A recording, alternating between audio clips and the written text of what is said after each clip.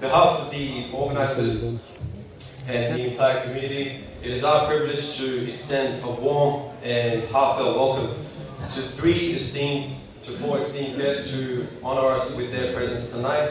The Honourable Mr. Julian Hill, Federal Member of the Parliament for Bruce, Shadow Minister for Education and Youth, and a dedicated advocate for multiculturalism and social equity.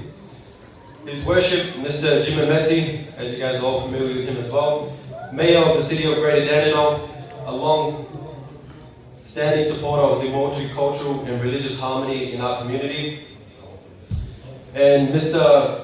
Ahmad Ghalsi and Muhammad Balfi, respected and successful entrepreneurs in their own rights, whose generous contributions has helped provide part of tonight's food and offerings for this sacred gathering. We sincerely thank you all for joining us on this significant night as we commemorate the martyrdom of Imam Hussaini, peace be upon him, a timeless symbol of justice, sacrifice, and standing for truth against tyranny. Your presence among us reflects the spirit of unity, respect, shared humanity that brings our communities closer together. It sends a powerful message that values like compassion, justice, and remembrance transcends beyond borders and beliefs. Thank you all again for your support and solidarity. Now it's time for the great honour that I invite the Honourable Mr. Julian Hill, Member of the Parliament for Bruce and Shadow Minister for Education and Youth, to kindly come forward and address the gathering.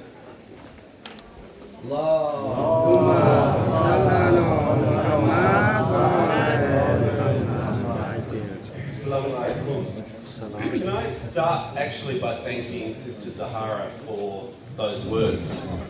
Jim and I, the Mayor of the city here, we attend a whole range of events, and I attended 3 Muharram gatherings last night and 3 the night before with different parts of the community.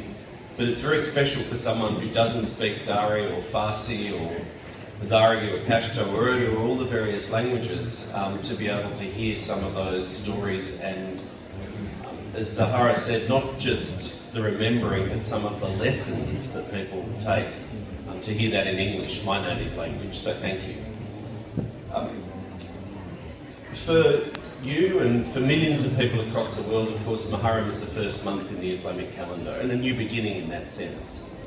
But it has, particularly for Shia Muslims, I know from our community and some of my staff even, who observe Muharram, it has a profound spiritual significance as you commemorate the martyrdom of Imam Hussaini, the grandson of Prophet Muhammad, peace be upon him, and son of Imam Ali.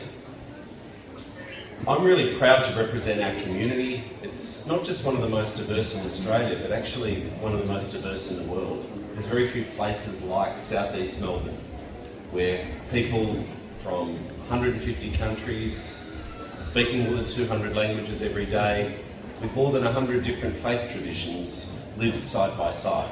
And it's really important that for the young people here, hello young people, hello, as they grow up as Australians, as one of the most diverse people in the world, that they are able to have gatherings like this where you can also explore your cultural identity and that of your parents and grandparents and ancestors and faith identity. As you're also Australian, you can do whatever you want in this country, hopefully good things.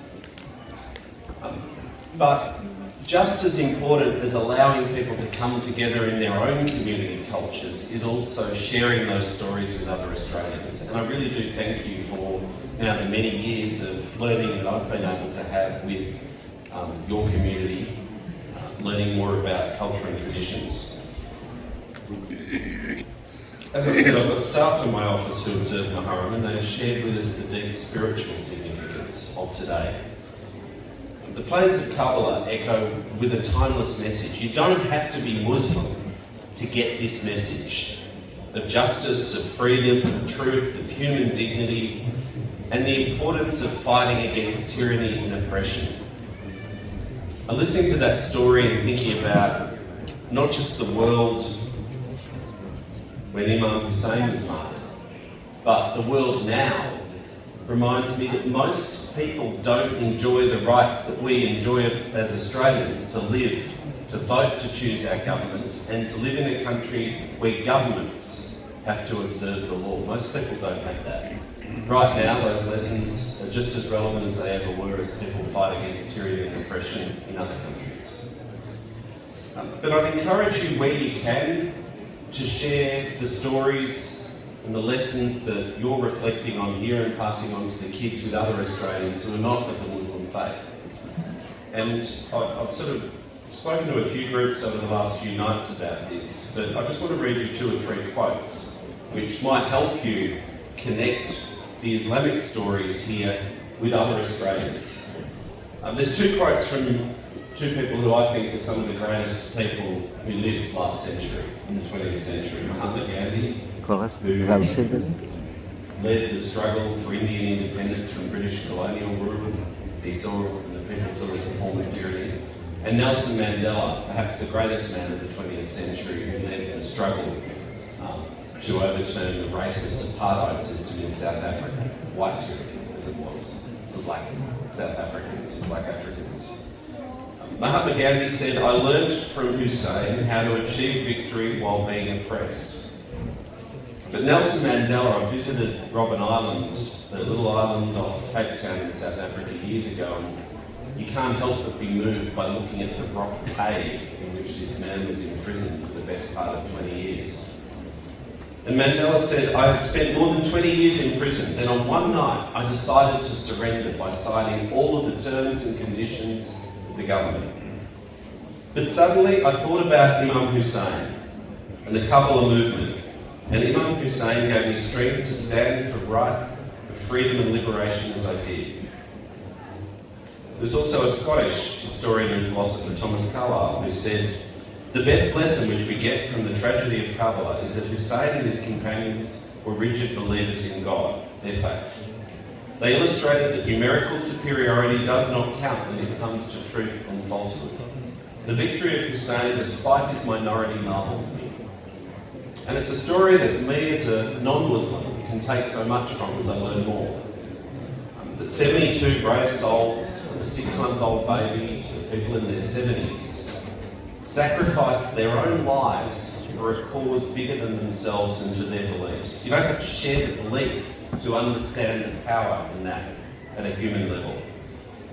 And as Zahara mentioned in her remarks, Bibi Zainab, Imam Hussein's sister, who stood with unshakable strength, despite the almost unimaginable loss, although tragically for many people from Afghanistan, a loss which you and many of your families may have endured.